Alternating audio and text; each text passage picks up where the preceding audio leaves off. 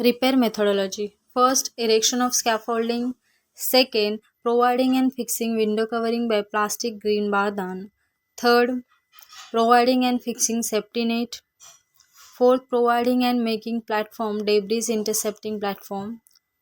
Fifth, providing and fixing window covering by 6 mm thick plywood.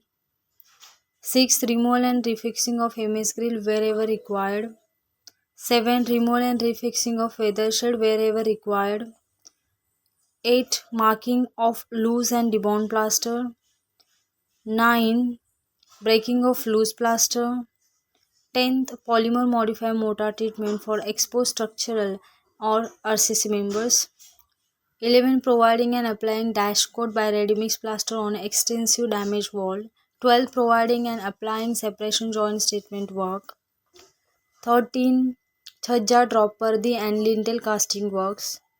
14. Additional reinforcement or steel. 15. Providing and fixing MS frost for structural supports. 16. Micro concreting for structural members. 17.